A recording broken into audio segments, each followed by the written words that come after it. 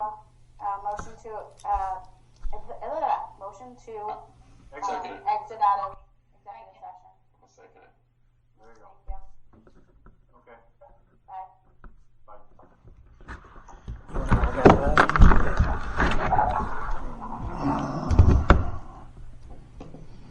So it's not working.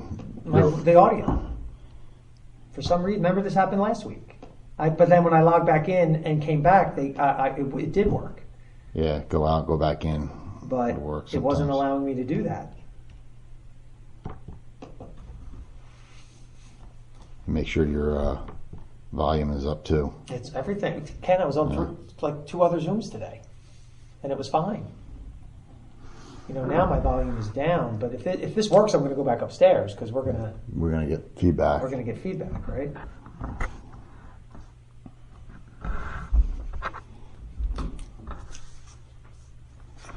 We got the band tonight, honoring the band, the Offshore Jazz Band. So if it doesn't work, you want to just take mine? Well, we're going to have to do it like we just did it. Yeah, basically I don't need it until we get to finance, and you can just pass it over to me. Yeah, I'm hoping it works, and if it works. We're recording right now, too.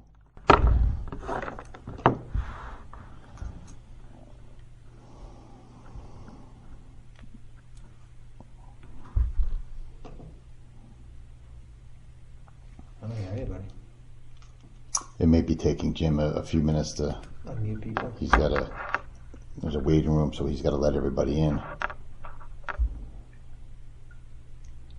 If he wasn't, well.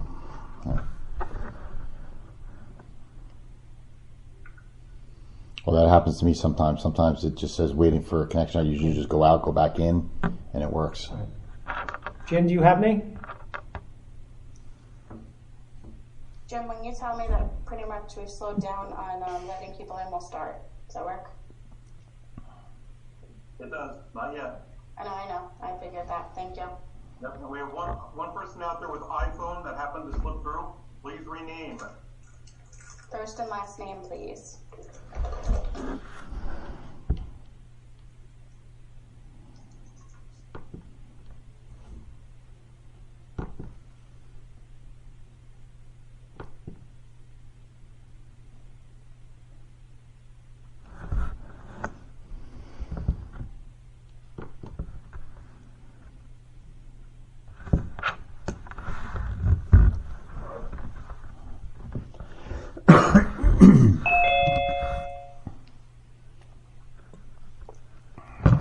Jim, can you hear me at all? No? Anyone?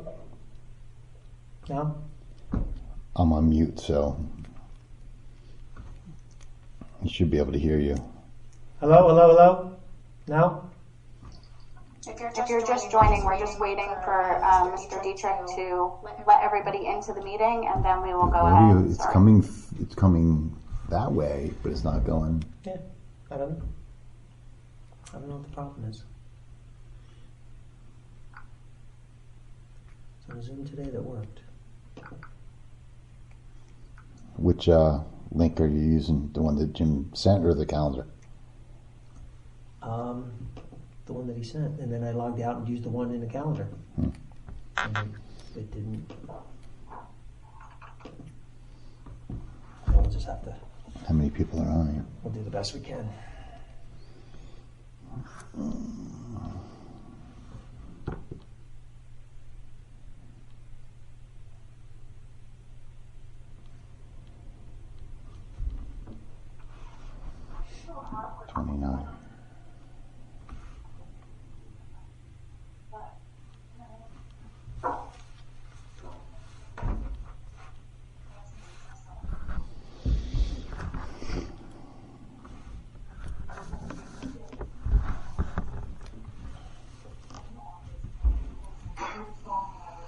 We've got all board members if you want to get started. Okay. So, adequate notice of the meeting to be held by the Township Ocean Board of Education on Tuesday, April 21st at 6:30 p.m. having been provided in accordance with. Can everybody please mute their mic? Thank you. At 6:30 p.m. has been provided for the requirements of Chapter 231, Public Laws 1975. Notice of the meeting was posted on the bulletin board in the lobby of the Administration Building, 163 Monmouth Road, Oakhurst, New Jersey. All Ocean Township District Schools and Transportation and the School District website on April 17, 2020. Notice of the meeting was transmitted to the Asbury Park Press and the New Coaster newspaper on April 17, 2020. And notice of the meeting was filed with the Municipal Clerk, Township of Ocean on April 17, 2020. Mr. General, can you please call the roll? Mr. Dietrich. Here. Mrs. Fuller. Here. Mrs. Gilman. I got it. Mr. Haddon. She gave you a hat. Mr. Haddon? He's there. I think, okay. Dr. Marshall? Here. Okay, Mrs. Parlamas. Here. Mrs. Tallarico? Here. Mr. Weinstein? Here. And Ms. McGovern. Here. We have 9 members present. We have a quorum. Great. So we're going to start our meeting with our President's Report, which I just want to thank everybody for coming this evening, and again for being through this virtual meetings and our virtual learning. It's been a great experience for us, and I'm really happy to be with Ocean because I feel like our administration, our supervisors, our principals, and our teachers, students are all doing an amazing job. Just to give you a little bit of the format of this evening, normally this is a regular meeting. Somebody says they can't hear anyone. Can everybody hear me? For the most part? Okay. Sorry. So normally the way that the meeting goes is that we usually don't have much discussion during our meeting. However, in the essence of not having 2 Zooms and start confusing people over which one and which time and where to be, we will be discussing more things as a board as we go through the agenda. A lot of the items have been discussed previously, so it may not be a lot of discussion, but just so any of you that are used to coming to these meetings understands that this is the reason why it might be a little bit longer than it normally is. So that's about all I have for my President's Report, and I'd like to move on. We don't have student representatives, right, Jim? No. Okay. So I'll move on to my Superintendent's Report. Dr. Speckowitz. Okay, can you hear me? Can everybody hear me okay? Yes? We good? Can't hear you. Can't hear me. I'm on Ken's now. How can you not hear me? Oh, I'm probably on mute. Oh, Ken's on mute. How about now? Yeah. Better? Okay, good. Thank you. So now that it looks like we're going to be doing this for a little while, when I say this, meaning remote board meetings, you know, one of the most favorite things we do at board meetings is we honor students. And even though sometimes it doesn't feel like we're in school, we are still in school. And great things are going on every single solitary day. So we had kids who we were supposed to honor at our March board meeting that we postponed those students coming because of the fact that we were going virtual with the board meetings, but we felt that since we're going to probably be doing virtual board meetings for a little bit of while now, we don't want to lose our tradition of celebrating our students and our staff. And so for the first couple minutes here, we're gonna honor some students, if that's okay with everyone. So it's a beautiful thing. So just so you know, students, and I saw some of you logged in, and thank you for being a part of this meeting. We do have certificates for you that we will mail to you as soon as we can. But please know that we wanted to acknowledge your accomplishment and honor you for the great work that you've done. Okay, so we're going to start out with our Poetry Out Loud competition, and this is Alexandra Kolikova. Alexandra, I think I saw her. She's here, right? Are you here, Alexandra? Hi. Yeah, I'm here. Excellent. Hi, welcome. So Poetry Out Loud, for those of you who don't know, is a national competition run in collaboration between the National Endowment for the Arts and the state arts agencies, in which students compete to perform a dramatic recitation of a poem. So on January 7th of this year, Ocean Township High School students participated in our second annual school-wide Poetry Out Loud competition. And the winner of that competition was Alexandria, who's in 12th grade. And Alexandria went on to represent our district at the Poetry Out Loud regional competition, which was held on February 4th at the Count Basie Theater. And in that competition, Alexandria finished among the top 5 finalists from all the eligible schools in the Tri-County area. So I don't know if you've ever been to a Poetry Out Loud competition. They are awesome. There's a lot of energy, a lot of excitement. The kids do a great job. And I've seen many of them, I will tell you. And for Alexandra to come in the top 5 in the county, because many schools participate, and for her to come in the top 5 in the region is an outstanding accomplishment. So Alexandra, congratulations. I'm giving you a certificate. Here it is. Would you like to... Okay, we've been bombed, everyone. James? Yeah. Who was it? I'm sure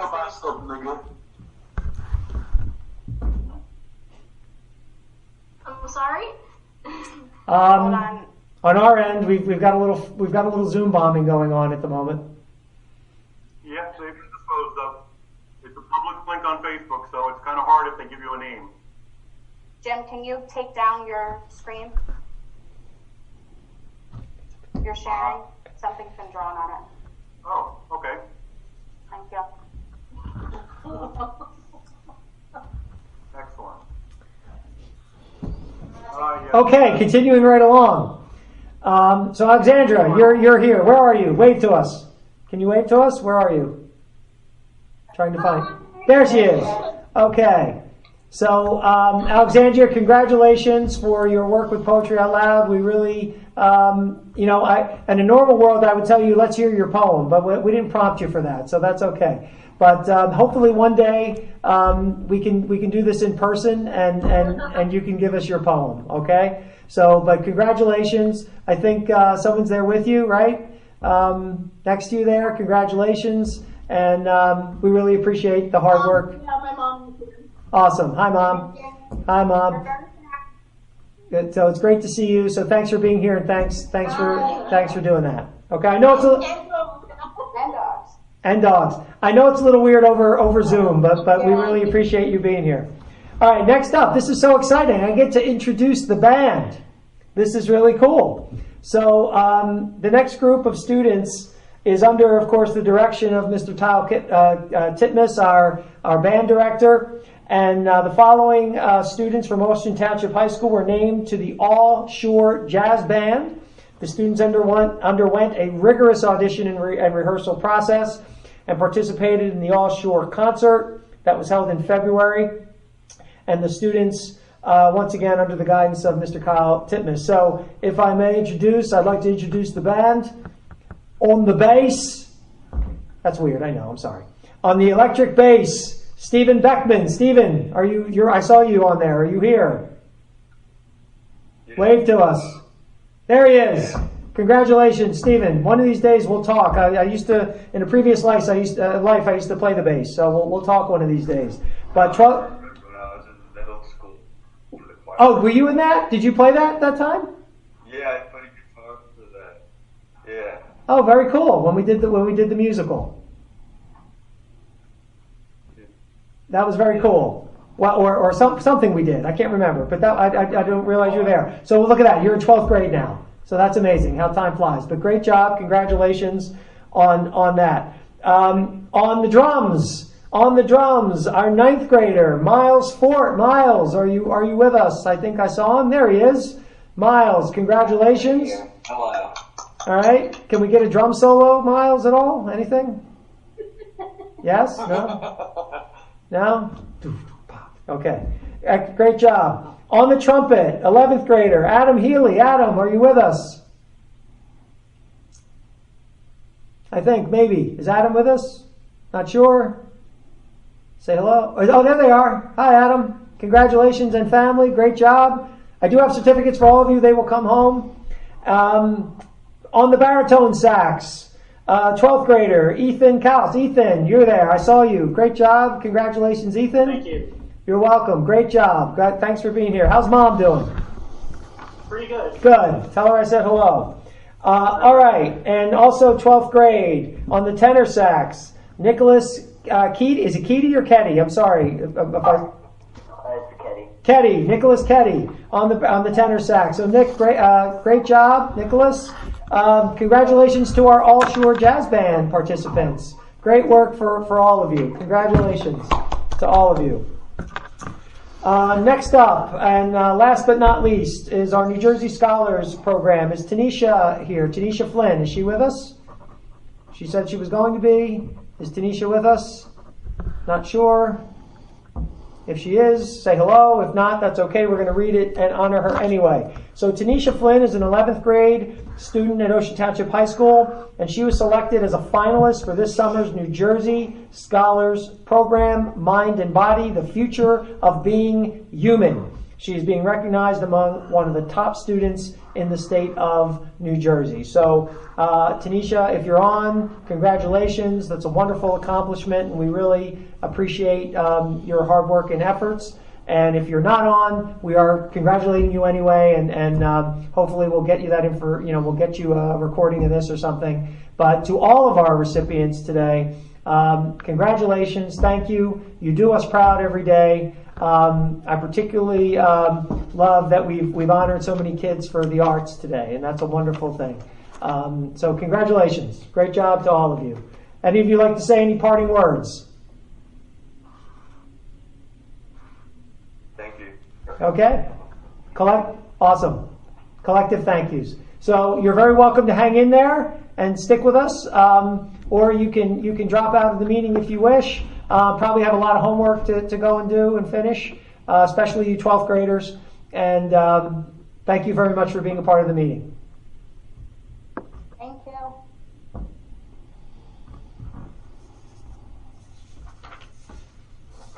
All right. Okay. So a couple other things, if I may. So while we're talking about honors, this just came out today, as a matter of fact. So for the last number of years, U.S. News and World Report has come out with high school rankings, and at least for the last 5 or 6 years or so, that has been something that has eluded our high school, and we haven't been able to kind of crack that nut for a little while. Well, I'm happy to say that today we found out that Ocean Township High School is ranked nationally in the top 40% of high schools, and as such is being designated as a best high school as per U.S. News and World Report.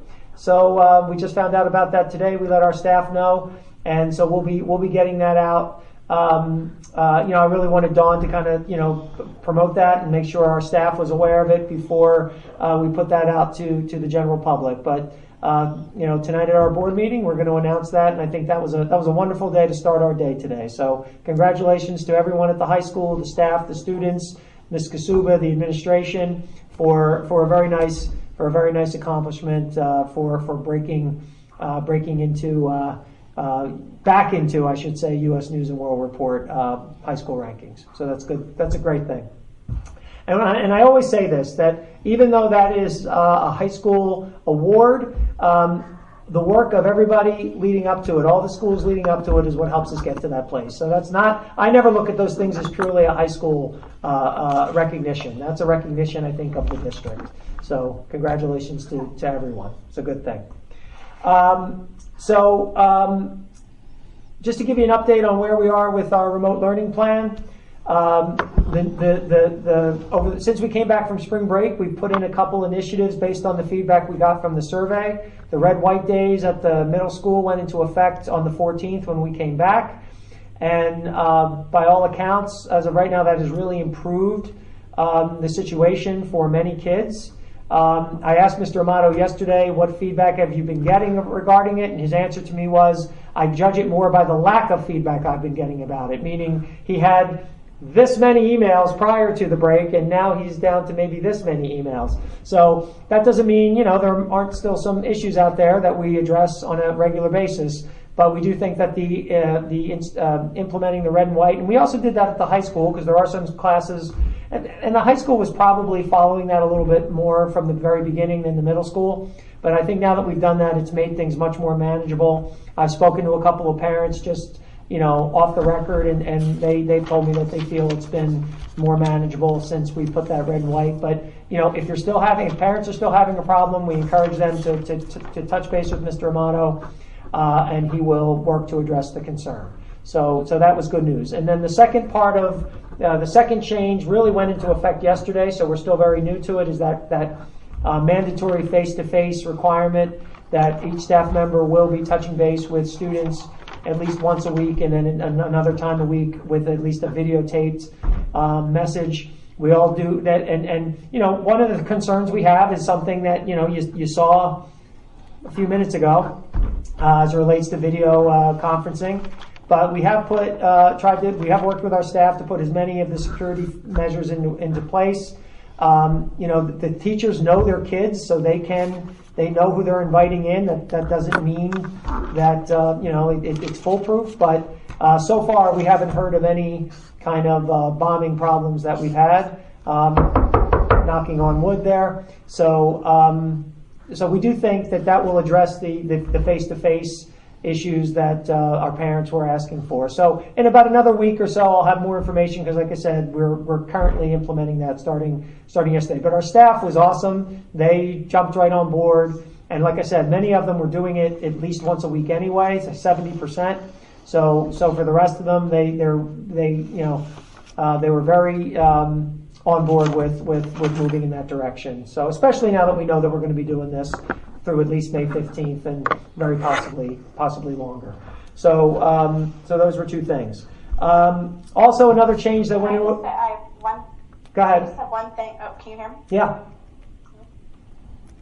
No, I was just going to say, one of the things that I just know from having a middle school, and this week showing all of the times and writing down what time you have people, I don't know if this is going to end up becoming a problem, but in our house it has been just on the fact that he's had multiple meetings at the same time, because we have multiple disciplines. No?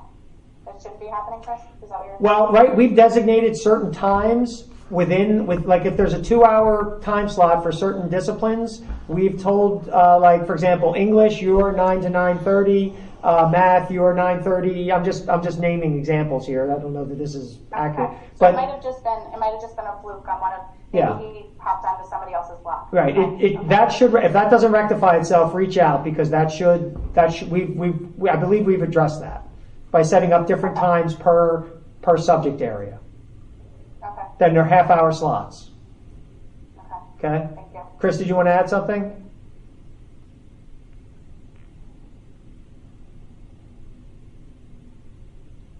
We can't hear you. See, it's not just me. Can't hear you. But Mrs. Paramus is great at reading lips, so you can Yes. say hi. You can, Chris, if you want, text me and I'll read Send it. it to the chat. Text me, yes, put it in the chat or something like that. We'll figure it out. So anyway, that's going on, and which is great. So also preschool. So one of the other things that we got word on was lack of the tech for preschool. So the state gave us guidance. Now, as you know, we talked about this from the beginning, that we don't have Chromebooks for all of our pre-K. We only have them through K. So and the guidance that we got from the state was really to limit the screen time for particularly the very younger age groups. But some of the feedback that we were hearing was that our many of our preschool parents wanted to have their kids at least doing some of the work on their Chromes and virtually. So we've been able to make that happen. So starting yesterday, either all the kids were given a Chrome or they're using one that they have at home. And so the teachers are starting to push out more virtual, including 3D animals in your living room. Awesome stuff that we were seeing if you saw some of the tweets.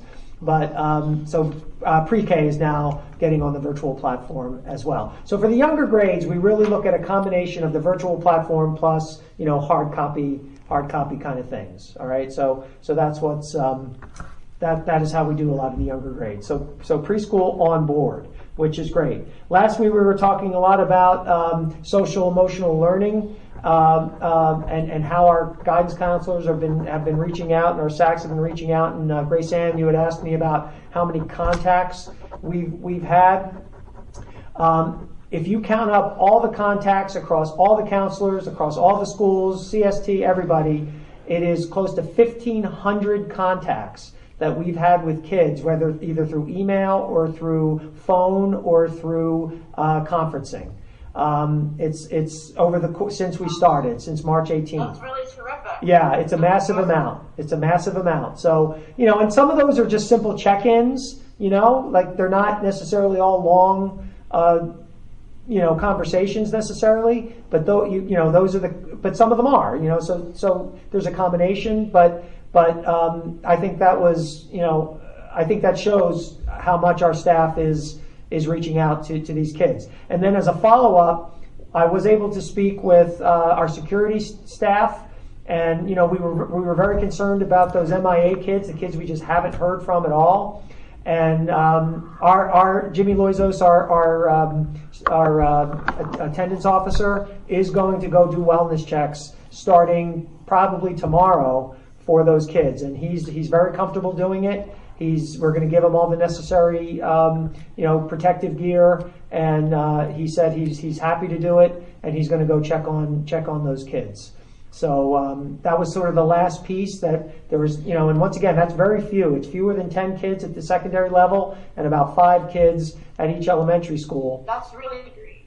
Yeah, so that's going to be very helpful. And then if we discover a problem, then we can get Ocean Township Police, Child Protective Services, children and family involved. But that was sort of the last piece of that puzzle that we've been able to work out. So that's exciting. What else? Okay, so a couple things too, just so the next sort of group of things. Could you let us know if all the kids counted for? Yes, I will. I will let you know how that pans out. It may take a week or so for him to get to everybody, but I'll let you know how that comes out. Absolutely. And then the last thing that we are working on as a staff right now is looking at grading and grading sort of for the 4th marking period or for the high school, the last 2 marking periods. There's been a lot of discussion countywide, statewide as to what's fair in terms of grading for kids in a world of remote learning, a world that they didn't sign up for, that they haven't been prepared for, that staff was never formally trained in, except for sort of on the fly. So what we want to do, we're very close to finalizing some guidelines. They'll come in 3 phases. No, that's a joke. That we will put out for staff so that they understand what the expectation is. We want to make sure that kids, like I said, the directive from the Department of Education, I said this last week, is do no harm. So we don't want kids being harmed by virtue of the fact that we've gone to remote learning. So the part of the question we come up with, though, is, what constitutes harm? And so that's what we've been spending a lot of time discussing, and I think we've come up with some very good things that we'll be releasing in the next couple of days, at least to our staff. I mean, honestly, I'm not sure how much of it will formally go out to the public, because some of these things, let's put it this way, we want to keep kids engaged, and we want to keep them working as hard as they possibly can. So, it's a fine line between the information you put out and things that are going to be going on. So I think some of this is going to be for staff only, but I think for the public, we want to make people aware that we're aware that we're in a different world, and assessment and grading in this world has to be looked at differently than if the kids were just coming to school every day like normal. It's not normal. It's different. So we have to look at it as such and treat it as such. So more to come on that, but I think what the conversations have yielded is very positive. So more on that to come. So I think, unless there's any questions, I think that is the majority of what I've got in my report, at least. Okay. Questions? No? I don't think so. I don't have a report here for Juliana. Are you doing yours in finance, or are you not doing one? Finance. Ken's going to do it in finance. Okay, just making sure. All right. Okay, so the fellows, I'm sorry, wait, where did my comment go? Excuse me a second. The following are a series of motions to be read by committee chairpersons. All motions have been discussed at recent public work sessions. Some motions have been approved at a public work session, and the minutes for the approved items are posted on the district website. At this point in the meeting, we will now conduct the first of the 2 public comment sessions. The first session will be open for public comment on any agenda item only, and the second session will be at the end of the meeting and can be on any topic. Would anyone from the public like to comment on an agenda item at this time? You can either raise your hand and we'll unmute you. You can unmute yourself, or you can send a message to Mr. Dietrich, and he's happy to ask it for you. So is there any questions from the public at this time? I didn't get any in email today, so. Okay. We just have one from Alex. Oh, okay, go ahead. Sorry, hi, Go ahead, Alex. Alex.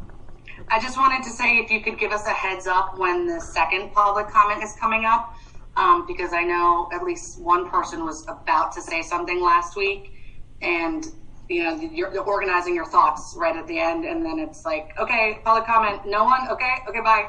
So just like give us maybe like a 3-minute heads up, like you're winding down people who don't have the agenda. Sure. Absolutely. And in the meantime, if you want to send them, I cataloged who gave them to me first. So. Yeah. Thank you. And the other thing is just to give a heads up at this point, it comes pretty close to after personnel, and personnel always goes fast.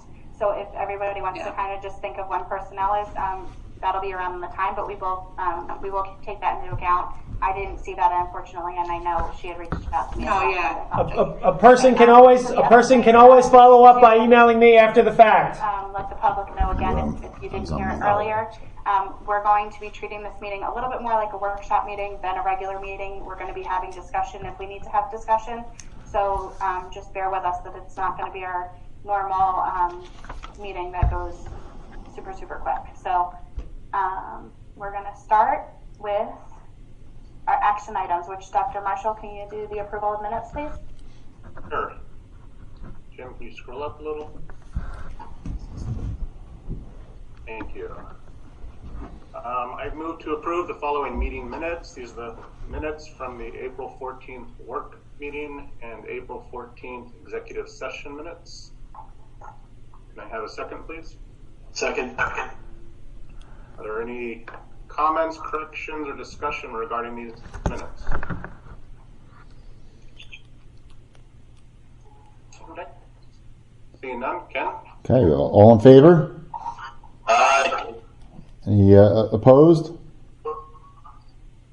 Abstentions? Okay, the motion carries.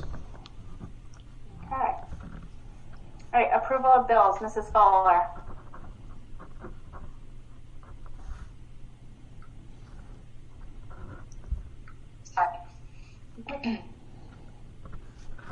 I move for the approval of the following paid items as detailed below, totaling $6,441,853.70.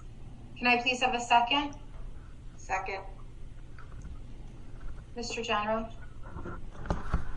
Okay, Mr. Dietrich, Yes. Mrs. Fuller, Yes. Mrs. Gilman, Yes. Mr. Haddon, Yes. Dr. Marshall, Yes. Mrs. Parlamas, Yes. Ms. Tallarico, Yes. Mr. Weinstein, Yes. and Ms. McGovern. Yes. Okay, the motion carries. Great. Okay, we're going to move on to financial management and resource services. Ms. Gilman. Okay. Can you scroll up a little bit, Jim? So you want to see one? Oh, we talked about it. Correct. Yes. Okay. So the following resolution certifies that budget balance at the end of March 2020 were adequate to pay all remaining obligations for the 2019-2020 school year, and that accounting groups required by the state have adequate balances. The board is also certifying that the independent reports of the treasurer and business office are in agreement. The following motion is to transfer monies from one account in the budget to another and provide the adequate balances referred to in the first motion. Move for approval of the attached resolution dated March 2020 covering appropriation transfers in the 2019-2020 General Fund 10. Said transfers shall result in no change in the total original appropriations. 6.4, move to approve the termination of shared service agreement between the Township of Ocean Board of Education and the Monmouth Ocean Educational Services Commission for custodial services effective June 30th, 2020. 6.5, shared cafeteria services with the Deal School. Move to approve the attached master shared services resolution between the Township of Ocean Board of Education and the Deal Board of Education. Addendum 1 details the shared services scope of work for cafeteria services. This agreement will be in place from July 1st, 2020 to June 30th, 2021. 6.6, opposing the delay in transmission of property tax revenue. Move to approve the resolution to oppose the delay in transmission of property tax revenue to school districts. Thank you. And I believe that's it. Mr. General. Okay, do we have a second and then we discuss everything, or? Second. I'm sorry, who was that? Denise, I think. That was Denise. Denise? Okay, thank you. I know 6.1, you guys skipped over and said we talked about, but is that where you were talking? Ken, are you talking on 6.6? Well, Yeah, 6.1 was discussed. yeah, I'd like to give a discussion on 6.1, and then I'm sure there's going to be a little more discussion on 6.6. The others are routine items. Okay, so you want to move 6.2 to 6.5 and vote on it right now, and then go into discussion. Or I think she moved. I think Ms. Gilman moved 6.2 to 6.6. We can have the discussion now, and then. Yeah, do that because I didn't. Yes, I didn't realize 6.6 was a. Go ahead. Right. Okay. So for 6.1, I would just like to go over, and we've been talking the last few meetings as far as our financial status for really 2 years, for the 1920 school year, and that's our budget and our cash flow for the current year, and then we'll have a little quick discussion on 2021, our budget for next year. So for the 1920, just want to talk about the big picture quickly. And as of last week, we had discussed some legislation that by the end of the night, the governor had signed it into law. So that was the state legislation, the 3904, which mandates that school districts pay both employees and contracts as if school was in session. So that's a piece of legislation that we were waiting to see if there's any kind of guidance, and that was guidance regarding financially and payments that we need to make to our employees and to some of our contractors. So that's the state. That was the state legislation. There's also the state moved their budget out to September 30th. Traditionally, of course, the fiscal year ends on July 1, but the state budget has been moved to September 30th.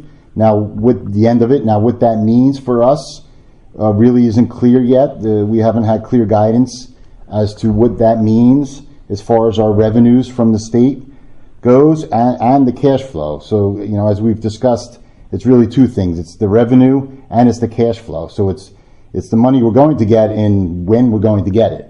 Those are the two things that we have to worry about, in the current year. And then the third piece of the overall, the big picture, is the federal piece. We have the Federal CARES Act, which we've been, trying to watch and have not gotten full guidance on that yet either. And that's where they have an educational stabilization fund, and where we're loosely projected to get $450,000 from the federal government. And the strings attached to that are also that we have to keep employees employed. So each of this legislation has little parts of it that we have to be weary of. We got some more guidance from our board attorney today. I forwarded that guidance to our auditor. We have a conference call with the auditor tomorrow, So these things are changing every day as we've been talking about, but they're starting to clear up a little bit, and hopefully within the next couple of weeks we'll be able to see where we are, not only big picture, but down to the detail. And I know the board last week had asked for a little more detail, and I'm going to go into that next, where we're talking about in this year's budget some of the budget savings we're seeing, and then on the other side of the ledger, the additional costs that we've had due to the pandemic, and also loss of revenue that we're seeing. Of course, on the state level, we know that the state will be losing income tax, sales tax, so their revenues will be declining. And how that translates over to us is certainly a concern regarding state aid, and then also regarding tax payments from the municipality, because again, we're talking about the revenue and the cash flow. So from the municipality, we have to be cognizant of when we can get those tax revenues from the municipality and whether we can make payroll or not. So that's been an ongoing concern. And as we talked about previously, there's other legislation out there that has not passed yet that would enable the municipalities to delay tax payments over to the school districts. Of course, the residents pay their taxes, and then it goes from the municipality, and they pay out over to the school district, the county, the fire, and the other entities. So May 1st is the next tax bill. So we will know more really when we get closer to May 1st as to the ability of the municipalities and the timeliness of the municipalities to pay over the tax payments to us to see if we can hopefully to make payroll for the rest of the year. Now, we've done cash flow projections, of course, and we believe we are, even if we weren't to get another penny this year, that up until June 15th, that we can make payroll without a problem. So then after that is where it could get dicey. So that's where, and there's more legislation I've seen out there. I think there's more today regarding furloughs and things of that nature. Just unfortunately, a lot of this is there's no definitive, nothing definitive yet. But even the legislation that was passed last week, we're still trying the interpretations of that, the legal. We're trying to work through that. So a lot more guidance to come, and we'll continue to talk about this. But I did want to give you some details, as I mentioned, on the current year budget, and basically I'm going to go down a list for everybody. And like I said, there's budget savings, and then there's additional costs and loss of revenue. So I'm going to start with the budget savings side, and I'm just going to read off some of the things that we have seen as far as budget savings this year. Now, with each piece of legislation that's passed, some of these items either may get smaller as far as the amount of savings, and that certainly was the case with the mandate to pay employees that was passed legislatively last week. So my list is teacher hourly payments, teacher substitutes, playground aides, overtime for custodial maintenance grounds, security staff, bus drivers, payment for sports, field trips, extra pays for trips. So that's really on the payroll side. Now a lot of that, and some of that payroll is offset by unemployment costs. So for teacher substitutes, they can apply for unemployment. And so we're seeing some payments that we have to make to the unemployment. So we're trying to, we're tracking all expenses, but we're trying to see exactly, they keep rolling in every day as far as unemployment claims go. Now, on the other part, we have the payroll, and then we have our bills. So our normal bills, and really there are two pieces of our normal bills. We have our routine bills, and which that we've certainly seen a decrease in that. The the instructional supplies and a lot of the daily things that we would normally do if we were in physical school have certainly reduced. So we have that, and then we also have contracts. Part of that legislation, again, was that we're to pay the contracts, but the legislation was not to be a windfall for the contractor. So, for instance, one of our, let's say a bus contract that we have, if they have their employees, if they've furloughed their employees, then we're only supposed to pay for the payroll that they have and fixed costs. Now, determining that's what we're trying to work on right now. So that's some of the guidance we're getting from our attorney, and then also from our auditor that I'm working with, because then we're going to go to the bus company and in other contracts that we have, and we can negotiate those contracts down. We're going to ask them to prove to us, what their payrolls are. They have to certify their payrolls, and they're going to have to certify fixed costs. So it's not for indirect costs. So again, the legislation is for us to pay, but not for them to have a windfall in profits, because they're not paying their employees, and we're still paying them the full boat. So that's some of the details that I'm spending my day on now. I'm sorry. Let me read you some of the contracts we have. We have elevator contracts. We have HVAC and control contracts. We have bus contracts. We have contracts with part-time nurses, contracts with bus aides, part-time bus aides, school doctors, porta-johns. Some of these things we've done, like the porta-johns, we've had them come and take away. Geese police, we have the dog that chases the geese. So down to the smallest contract, we've been looking at each and every one of them and trying to determine whether we can get rid of the contract for the end of the year, or can we reduce it, again, putting the onus on them to prove to us a certified payroll and what fixed costs they have. So that's the process I'm trying to work through. So some of a lot of these numbers are not clear, but we're trying to work through all of that.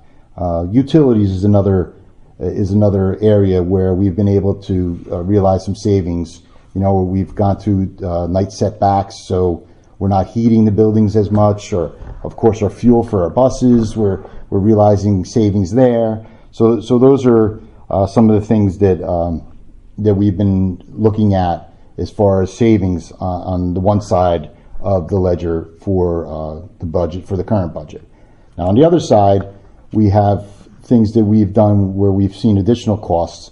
A lot of technology where we've had to employ additional phones, laptops, software for work at home type things for our staff, hotspots, unemployment costs, as I mentioned, our food services, where we're going to be looking at a change in the contract there, because of course they're not serving the number of students. Although we did have a record of over 500 meals served on Monday, but of course that's still lower than if the students were in school, the number of meals that we would be serving. So we're going to have a loss of revenue there. So that's part of the equation. Facility rentals, we're losing every week and every month that are facilities that we can't rent out our facilities. We're losing money there. And did we find out though if they signed a contract whether they would have to pay for some of it? No, we can't. We can't hold them. You mean hold them to pay even though they're not using it? We're being held to contracts. We can't hold the people that are. No, the legislation is for the public entity, not for a private person to do that. So we could not do that. The other big revenue loss that we're experiencing now is interest revenue. With the lowering of the rates, or we're taking a hit on our interest revenue that we had expected. So overall we're losing revenue, and in what next year brings, we don't know. But 85% of our budget revenues are from the taxpayer, and about 10% are from the state as far as state aid goes. So those two big pieces, that's the important part right now, that we still have some uncertainty as to whether we're going to see that and when. When is that cash flow going to hit for this current year? So those are some of the things a lot of the things that I'm doing, we're looking at every day. Any questions before I talk about next year's budget, 2021? Any questions on this year and anything just talked about? Ken, I thought that our food costs for Sodexo were being reimbursed during this crisis. Did I hear that wrong? I think that was just the spring break week. No. Well, we do get reimbursement for the meals that we served. For meals we serve, we get federal and state reimbursement. Now, it's not for free. We get full reimbursement for reduced lunches. We get partial reimbursement. So it's not full reimbursement for every meal. And then but their costs are higher than that. Through our normal, when students are in school, we would still get reimbursed for the free and reduced students, but the students that pay the money really help to overcome those are the additional revenues that equal out our expenditures. So we will see it's projected about $20,000 right now that we'll be losing as far as food service goes. So our expenditures will still be higher than the revenues. Okay, thank you. But good question. Any other questions on 1920 school year?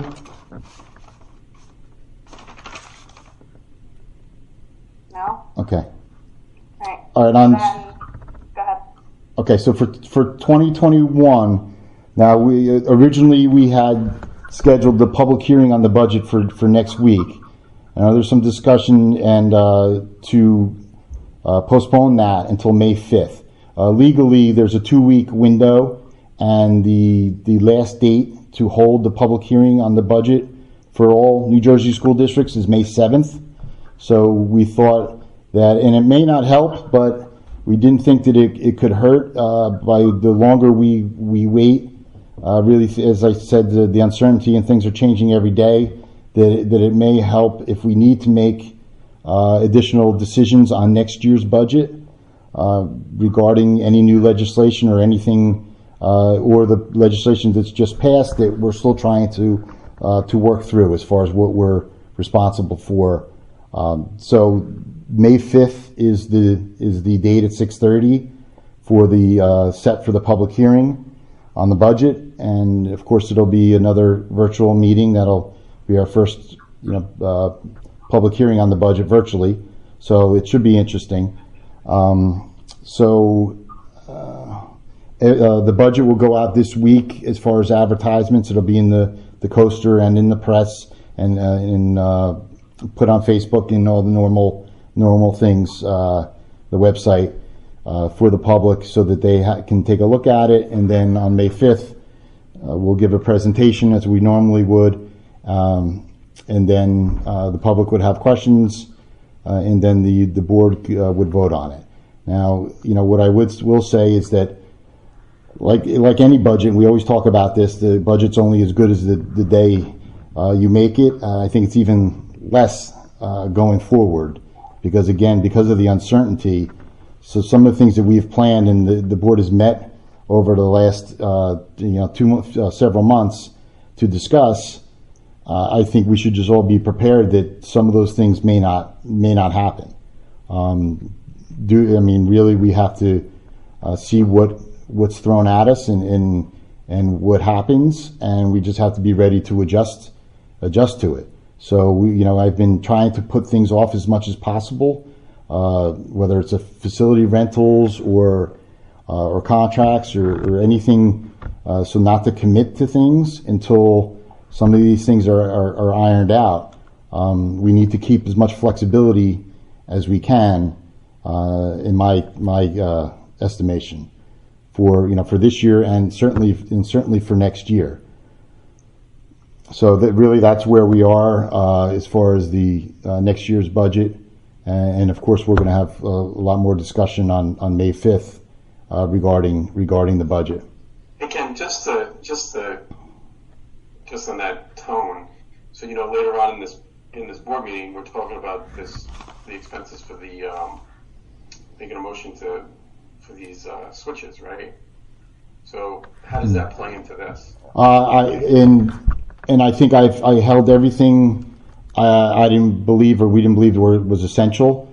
So I believe that the switches and the internet access, especially with the remote learning, and we're more dependent on technology, of course, than any other time. So I think that's something that we need to do. Right, but you're also thinking that the timing is important to do it now and not to wait. That's also what you're thinking. Yes, and part of that is the E-rate process, and I know we can talk about that more when we get to that item, but the E-rate process, which is the federal process where we get the reimbursement on those expenditures, that whole bidding process, there are timelines to it. So that's why we would look to approve that now.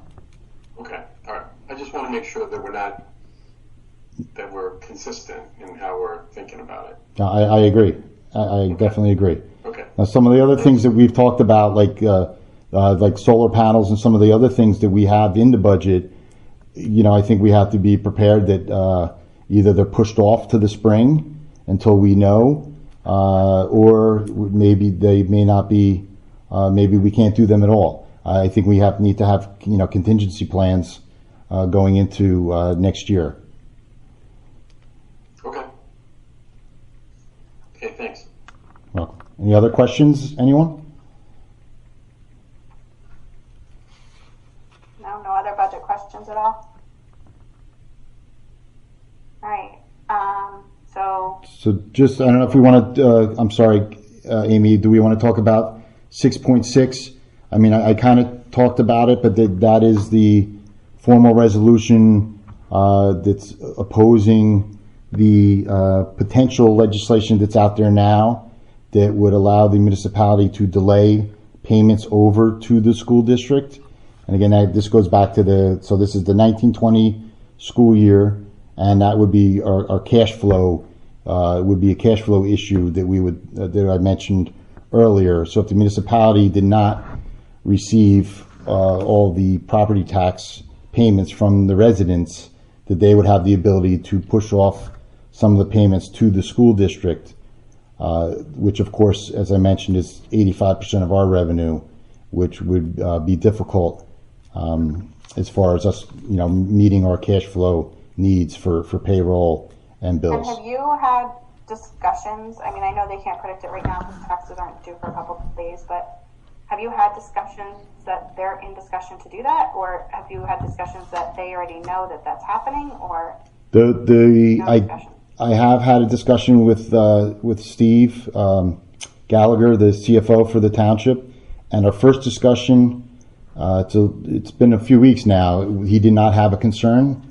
I have followed up with an email. We haven't touched base yet to make sure that he still doesn't have a concern, but I don't know that he's going to know until it gets closer to May 1st. So I think that's even after May 1st. So that's where we are now with that. But I have tried to stay in touch with the township. Okay. All right. Does anybody have any questions on 6.6? I have a question, Ken, about the short-term notes. I think at the bottom of that resolution, something about, I think Janice said, rather than trash the bill, if we could make modifications, and there was something about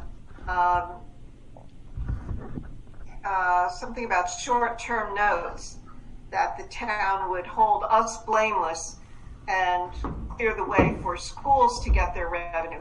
Can you explain what that might be?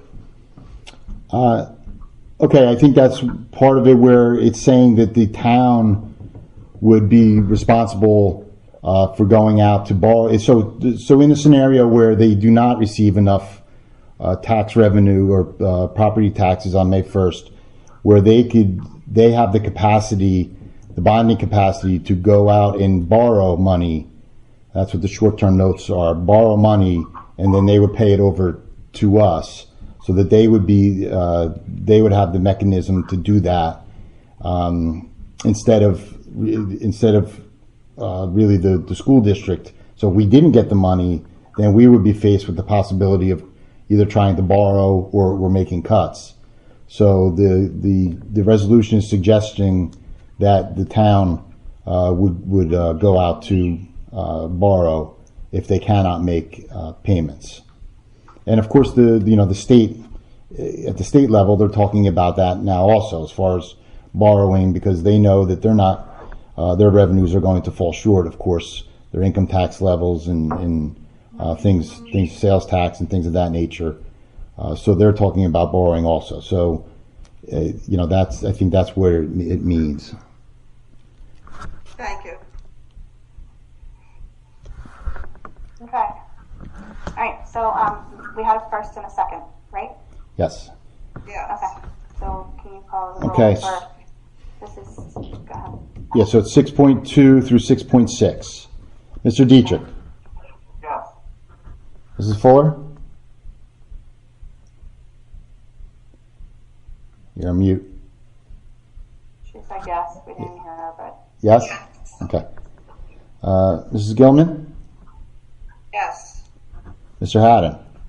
Yes. Dr. Marshall? Yes. Mrs. Parlamas? yes. Mrs. Tallarico? Yes. Mr. Weinstein? Yes. And Ms. McGovern? Yes. Okay, the motion's carried. I just want to say, with all these Zoom meetings, it's another reason to bring back sign language, because we're all getting very good at it. And next we have instruction, education, and student activities. Dr. Marshall. Okay, thank you. I have two motions this evening. Item number one, I move to approve the acceptance of the Pathways Grant Year 5 of the 2020-2021 school year in the amount of $100,000. And item two, I move to approve the acceptance of preschool aid, PEA funds in the amount of $1,358,992 for the 2020-2021 school year. I'll second the motion. Thank you. I'm very also impressed, Dave, that you were able to read that number without a glitch. So nice going. I practiced that. It's that whole PhD thing.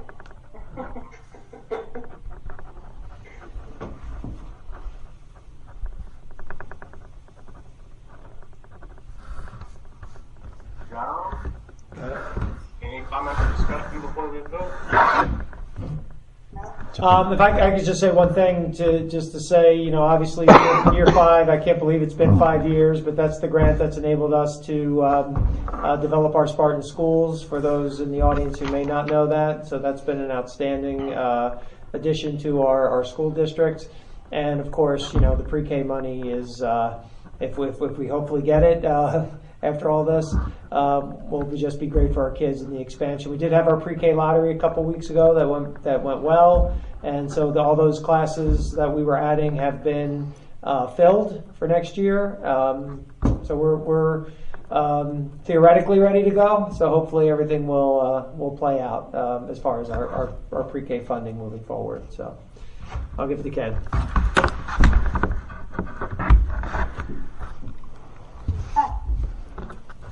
Okay, so item 1 and 2. Mr. Dietrich?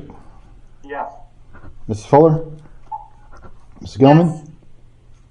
Mrs. Gilman? Yes. Mr. Haddon? Yes. Dr. Marshall? Yes. Mrs. Parlamas? Yes. Ms. Tallarico? Yes. Mr. Weinstein? Yes. And Ms. McGovern? Yes. Okay, the motion's carried.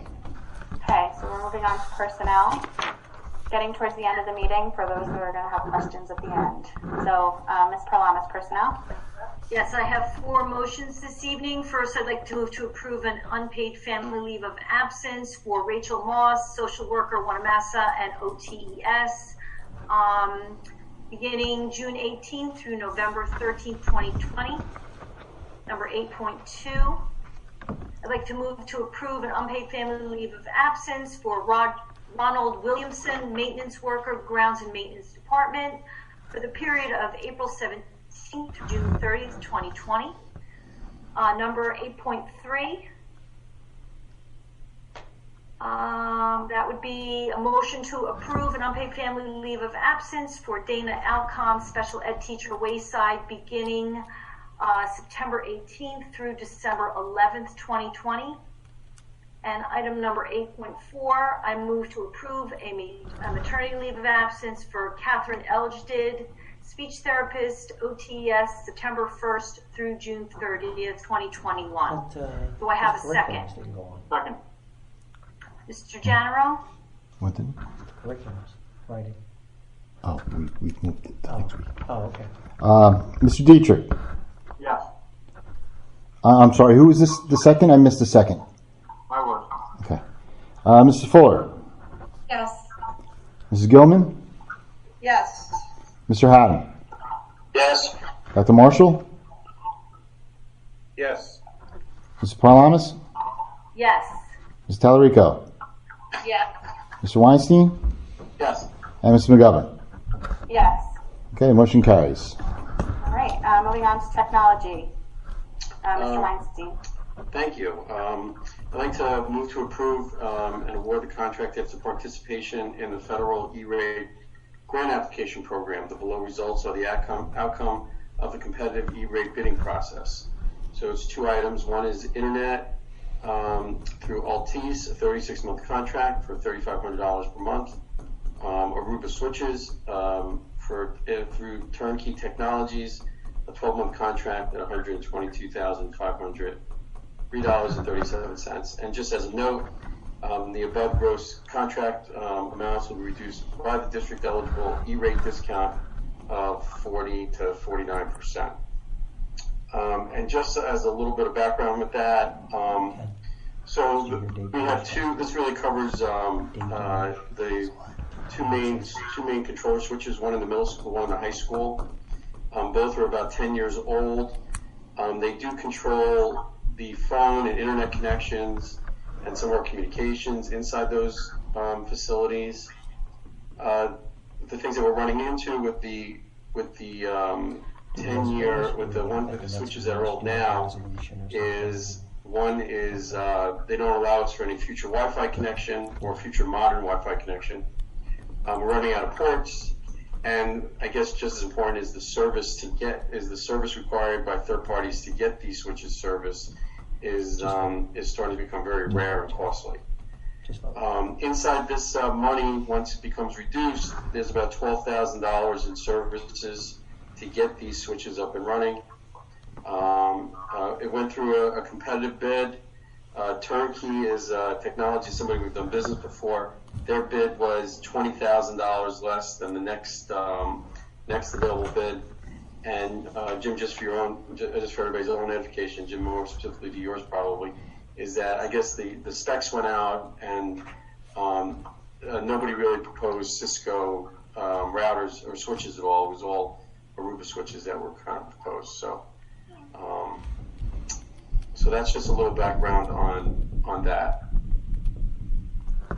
Ken, did I miss anything? Just one clarification. There was a typo on the agenda. That is a one-time cost. That 100 not right? Yeah, it's not per year. It shouldn't be 12 months though. These are permanent buys. You took out these per year, but the contract length isn't really. It's still a dial. My fault. I missed that. Yes.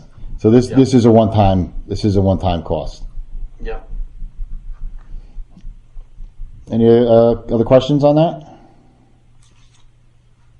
Did we? I'm sorry. Did we have a second? Second. That was Irene. Okay. Okay. Mr. Dietrich. Yes. Mrs. Fuller.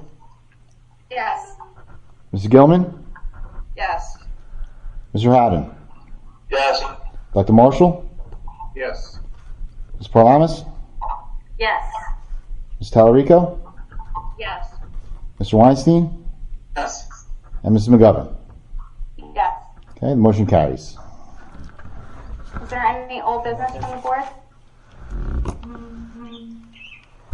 Any new business? Dr. Stankiewicz?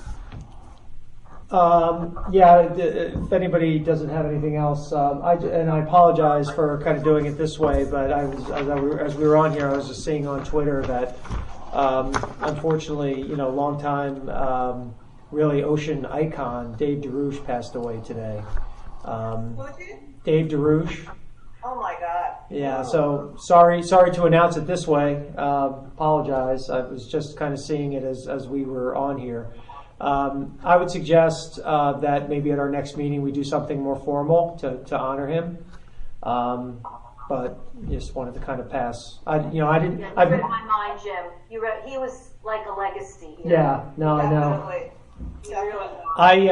Unfortunately, I didn't have the pleasure of working with him. I did meet him on a couple occasions, and just everything I've heard is just what an outstanding individual. So once again, I hate to kind of put it out in this fashion, but being that it's kind of going all over Twitter right now, I thought we at least should at least acknowledge it, and I think at a future meeting we should, maybe do a resolution or certainly a moment of silence or something.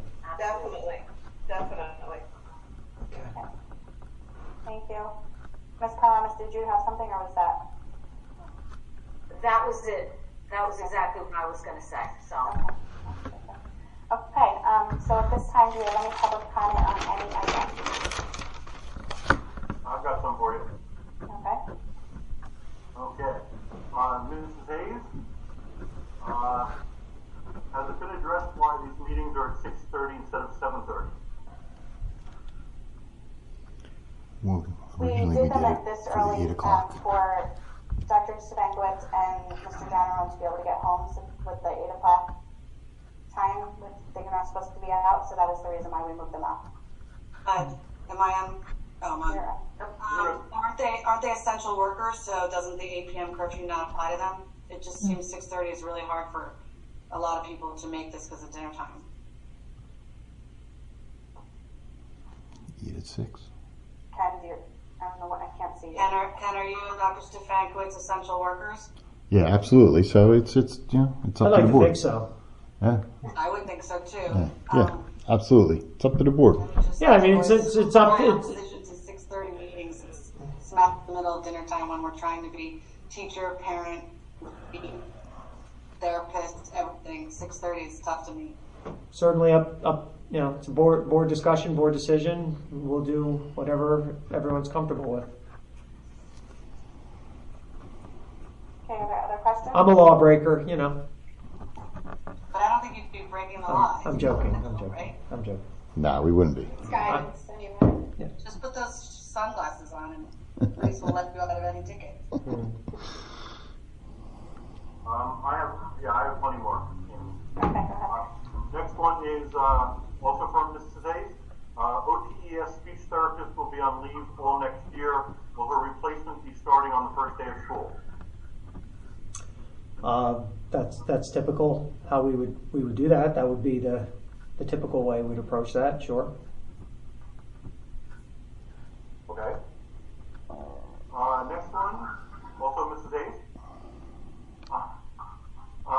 Ken, are there ways we can share some of the stuff you were talking about as far as the bills and the savings so that the public can comment and ask questions? I know it was more normal workshop type material, but the question is there any way we could document some of that and share it? I think at the budget hearing, hope to have enough information, reliable information, to be able to do that on May 5th. Okay, next one is from Mrs. Hayes. We have a theme here. Have we seen an increase in applications for free and reduced lunch in the past 4 weeks? And how are we planning for an expected larger than usual increase for next year? I don't think we've seen. We're not. Yeah, I mean, I don't think we've seen any. We're not taking applications at this time. Next year is. The more the better. Well, yeah, I mean, financially. Those applications are usually due when, Ken? Like October, November. Yeah, by October. Yeah, the new applications are due out by around October. So So it's not rolling. People can't apply right now. Yeah, if they have a change in, yes, if they Yeah, change in they staff. can. But right now we're feeding everyone. yeah, we're feeding everyone who wants to be fed at this point. I wasn't going to call her out. I did see that she was on here, but Ms. Sanastelli said, can you repeat that, Jim? October 30th. Yeah, she said, we have had no new applications. We accept applications at any time. I mean, we could certainly, if we feel like we need to, It's financially. right. it's- So if, it's a good point that maybe we could put something out to let people know that those applications are available. But right now, in terms Right now, of it doesn't food, matter, yeah. we are feeding anyone who wants food. So you don't have to be a free or reduced lunch person Yeah, to that get food. wasn't, my question wasn't about food right now. It's with parents are going to be on limited income, many of them here going forward. So Yeah. the concern of it will be a big jump in the Yeah. numbers for the district. We would typically put that out at the beginning of the year. It certainly is possible that by September we may have an increase. Sure. Yeah, Then related to we could have the applications available at the food distribution. Maybe we could have a flyer at food distribution. It's a good idea. Okay, We can look at it. Sure. I mean, it's a little just at the physical site itself. It's a little awkward, but we can see Trying what to we can keep do. this. I mean, it doesn't matter right now. They're all. Yeah, we they're can all see what eating we for. can do. Okay, because Mrs. White piggybacked on that and asked if families know they can apply, and can we let them know? Yeah, I think as we let them know at the beginning of the year, and as new families register, we let them know. But certainly this year is unique, so yeah, we could certainly send out a reminder that applications are And it accepted. also wouldn't really matter until they're back in school if we go back this year, right? That's when it would matter. How long does it take usually for an application to go through? Days. Couple days. Yeah. All right, I've got a couple more here. Mrs. Hayes, has the third strategic planning date and details been finalized? Last week you said they were working on them. Yes, thank you for bringing that up, because I neglected to mention. So where we are with that is, well, we have a June 10th that's set, but I did speak with Kathy Weinkoff this week about making a virtual meeting. Her response is that they've never done that before, and of course my response to that was, well, we've never done any of this before, so why not see what we can come up with. So right now we are making I think ideally our first plan would be to move forward with June 10th, but we're going to have a plan A-1 that would be we're going to come up with a virtual option that we may just decide, if we like the option, we may just decide to go with that and not worry about the June 10th, depending. But I will say it'll be different than what a normal meeting would be. But we want to try to we definitely want to finish this process before the end of this school year so that the plan can be developed and we hit the ground running for September. We don't want to wait for September. What Kathy did tell me was all of the districts that she's currently working with did put off until the fall. But, I explained our circumstances and that they're different. What's good about the fact that everybody postponed is that we've got a lot of wide open nights right now. So for her, we think that more than likely what's going to happen is a virtual version, and what we're working on right now logistically, how that would look and how we could best facilitate it. So more to come on that. I mean, Jim, I meant to say, I was in a Zoom this week that had virtual breakout sessions. Yeah, you can do breakouts, right? So that's what we're. I have no idea how, but. Right. So should we tell our parents to block off that date and any particular time? For June 10th, you mean? Yes. June 10th. June 10th is penciled in right now. So at the but I mean, realistically, we have no idea what society is going to be in terms of what's going to be allowed. So I think more than likely we are going to try to move to doing a virtual one because we think that is probably just more feasible. But with that comes some logistical, challenges that we have to figure out first. And then once we do that, we'll be able to announce how we're moving forward. So June 10th is penciled, but I just don't know that we're going to be able to carry through with that date yet, based on what the social distancing guidelines will be at that point. Okay. All right. I have one more from Mrs. Hayes, and then we and reflected in elementary report cards for the next quarter.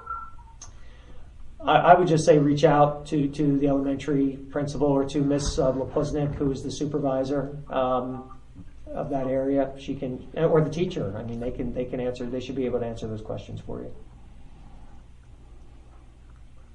Okay, and I have one last one from Lisa Pisciata. Yep, that's me. Go ahead. I typed it out to you. Is that still there? Yes, okay. The district has spent a lot of time and money on strategic planning. Now that the school is physically not in session and the last meeting was canceled, what plans are going to be implemented with a focus on OTES in relation to test scores, behavior management, and administrative communication. These have all been key points, and there has not been any level of improvement with communication. For example, we're in our 5th week of remote education, and we received our first administrative email from OTES on Friday, April 17th in the evening, letting us know that the report cards were ready. Ironic enough, the same email was sent in the morning by an OTES secretary. How will the board and administrator of the district help to facilitate better communication at OTES? Okay. Well, strategic planning we addressed, so we do plan on finishing out that process as far as the strategic plan is concerned. As test scores, as we know, there's no testing this year, so we won't be able to get a sense of the things that we've put in place and how that's going to translate to test score performance for this school year, because there are no standardized testing this year. And as far as communication, we spent a lot of time with the entire administrative team over the last couple of weeks talking about communication. That up to this point, the majority of the communication has been more central office directed. But now that we are moving into a long-term remote plan, that you will absolutely be seeing more building level communication moving forward. So I think that those issues have been addressed. Okay. Any other questions, Mr. Dietrich? We'll wait a minute and see if anybody takes anything in, and then I would also say that, obviously if somebody thinks of a question or didn't have time to get it in before we end the meeting, you can always email me tomorrow or call my office. I'm there. And any of the administrators, the principals are available, Ms. Weldon, Ms. Zona, Mr. Janarone, everybody's available. So if you don't think of a question tonight or didn't have time to get it in, you don't have to wait till the next board meeting. We're always available. thank you. Okay, anything else, Jim? Which Jim? Oh, wait. Oh. Wait.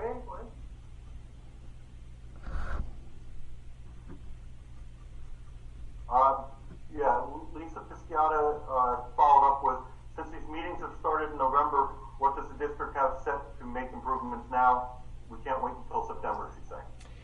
We've discussed in great detail all of the things that we've put in place for Dow Avenue over the course of the last so many months. I mean, I think we've answered those questions. I think, Ms. Pisciata, if you want to give me a call tomorrow or send me an email, I'll be happy to discuss it again with you. Okay. All right. Do I have a motion to adjourn? Motion. Second? Second. Okay. Who was that? Was We that are Janice? adjourned. Have a good night. Have a good night, everybody. Thanks for coming. Thank you.